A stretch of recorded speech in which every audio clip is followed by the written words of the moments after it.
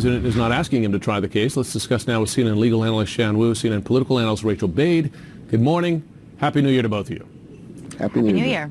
Rachel, politically, would it be good? We know that Rudy Giuliani sometimes speaks off the cuff to a degree that the president's own allies say is not helpful to the president. Does the president want Rudy Giuliani to testify in a Senate trial?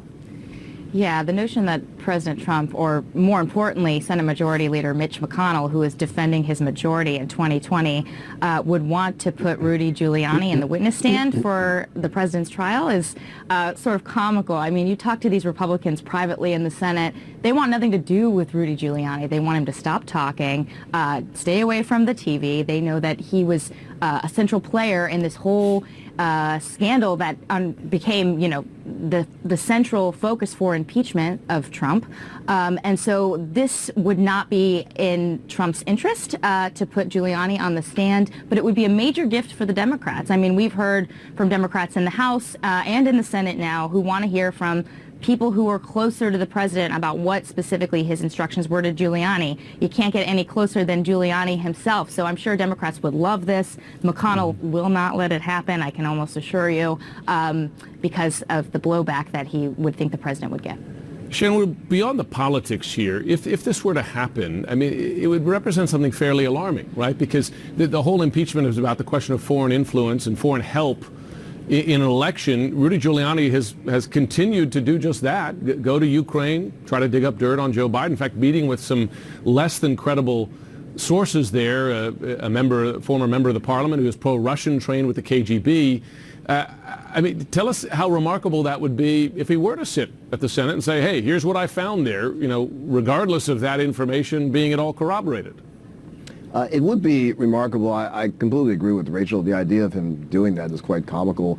I don't think, actually, if I was advising the Democratic legal team on impeachment, I would not want him on the stand. I mean, he's the sort of witness that nobody wants to take the stand. I mean, I think Bolton put it best when he described him as a grenade, and we all know what happens to everything in the proximity of a grenade. I mean, he is just all over the place. He's talking about wanting to put on demonstrations. I don't know what kind of demonstration he wants to put on. Maybe he wants to do some handstands or something. But he's desperate to be in the limelight, and that's the last thing you want in your witness, is someone who is desperate for attention to be up there, because he's going to ramble all over the place and nobody knows what he's going to say.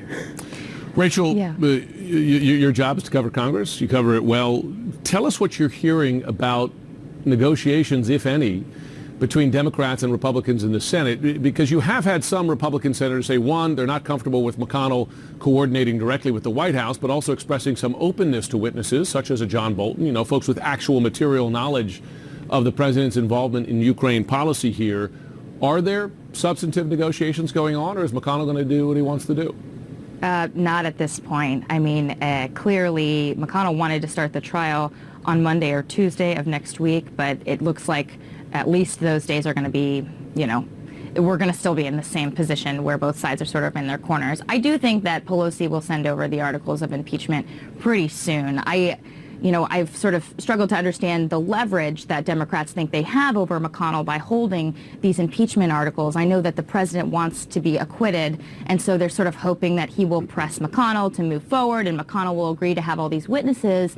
But look, McConnell, he knows what he's doing. I mean, he knows how to blockade the House and how to keep things over there and stand his ground, and that's what he's going to do, and he's been doing right now. And he is getting some pressure from his own members to sort of put some distance between himself and the White House, so it doesn't just look like Senate Republicans are doing whatever the White House wants them to do.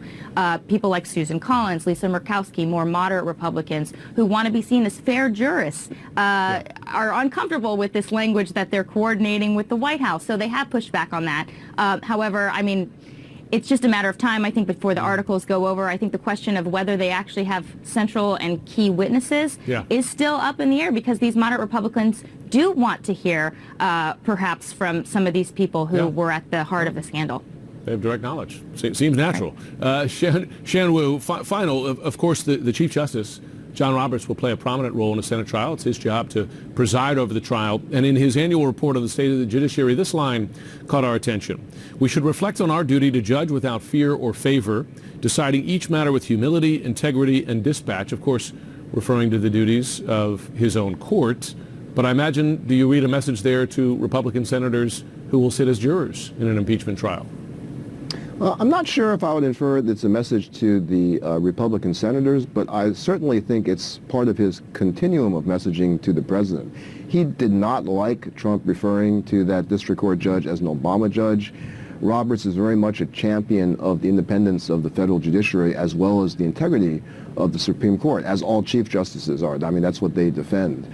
I don't think he'll take a very prominent, meaning assertive role in the impeachment proceedings. I think he'll look to historical precedent to Chief Justice Rehnquist, who presided over the Clinton impeachment. And Rehnquist, of course, famously said, quoting from Gilbert and Sullivan, that I did very little, but I did it very well. And I think that's what we would look for from Roberts. But Trump is mistaken if he thinks that he has a partisan jurist presiding over that.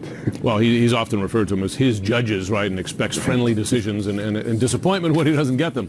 Shanlon Wu, Rachel Bade, Happy New Year to both of you. Happy New Year. Happy New Year.